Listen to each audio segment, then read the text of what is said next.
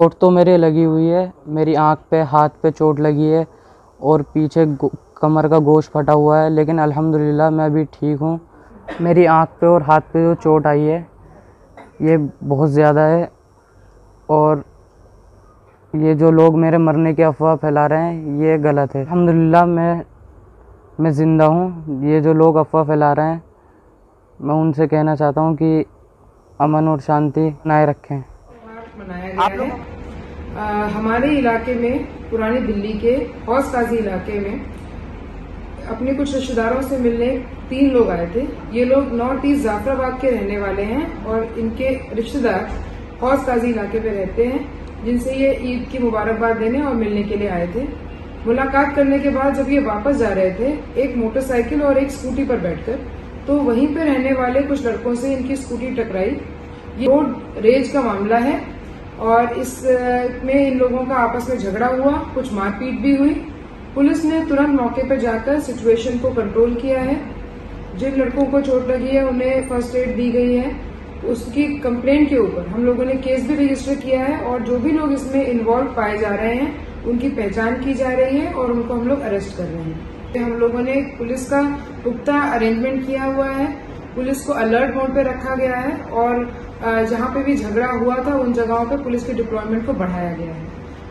आपसे मैं ये अनुरोध करती हूँ कि इस घटना को, एक रोड रेज की घटना को सांप्रदायिक रंग देने की कोशिश न करें, न उसको इस तरह से देखा जाए।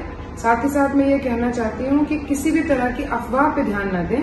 ये एक रोड रेज का मामला है, 2 अलग अलग गुटों में झगड़ा हुआ है और जिसके ऊपर पुलिस एक्शन भी लिया ही जा रहा है। तो आप सबसे अनुरोध है कि किसी भी तरह की अफवाह पे ध्यान न दें और अमन और शांति का माहौल बनाकर रखें। तो सुना आपने जिस तरह से श्वेता चौहान बता रही हैं पूरे वारदात के बारे में और जो भी कुछ हुआ उसको लेकर के, उसके बाद से लेकर अब तक मैं आपको दिखा दूं कि इलाके में सेंट्रल पैरामिलिट्री फोर्स की कंपनियां तैनात कर दी गई हैं।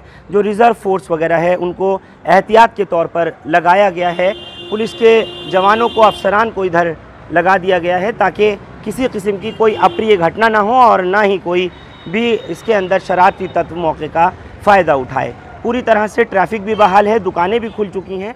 और तो देखे आपने हालात चूड़ीवालान इलाके के, जहां वो मसला हुआ था 48 घंटे पहले। सब कुछ वापस ट्रैक पर लौट आया है और उम्मीद की जानी चाहिए कि जितनी भी कशीदगी बरकरार है वो भी ख़त्म हो जाएगी।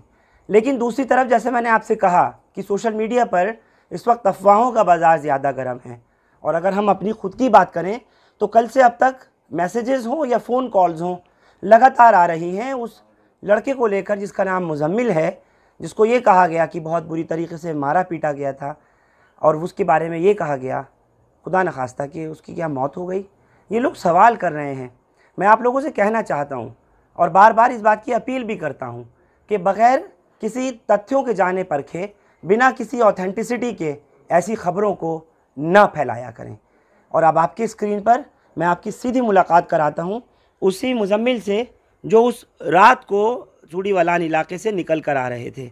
जाफराबाद के अपने घर पर मौजूद हैं और LNJP अस्पताल में उपचार के बाद इनको भेज दिया गया है। हाथ पर ये जो प्लास्टर आप देख रहे हैं, इधर इनके फ्रैक्चर था या और जो भी कोई फर्स्ट एड दिया गया होगा, जैसा DCP बता रही थी। इससे पहले आप उनकी बाइट सुन रहे थे जिस तरह उन्होंने बताया। बाकी मुजम्मिल आपके सामने। मुजम्मिल, अभी फ़िलहाल कैसी कंडीशन है और अब कैसा तुम्हारा तबीयत वगैरह है? तबीयत तो अभी ठीक नहीं है, दर्द बहुत है। खामखा हमें हमारे ऊपर मारपीट करी है उन्होंने और अब सुनने में ऐसा आ रहा है कि वो लोग कुछ की कुछ बातें बना रहे हैं, कुछ उल्टा सीधा कह रहे हैं कि उन्होंने मंदिर पे हमला करा या कुछ और। सब अफवाह उड़ाई जा रही है।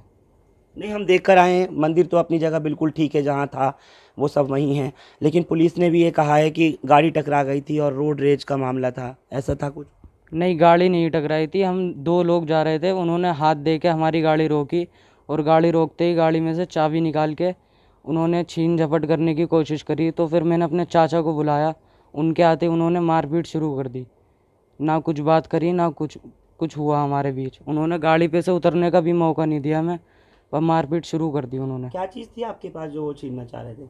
वॉलेट वगैरह छीनना चाह रहे थे और चाचा के गले में चेन थी सोने की, वो उन्होंने छीन ली। और बच्चा भी था हमारे साथ गोद में, उन्होंने उसका भी कोई लिहाज शर्म नहीं किया।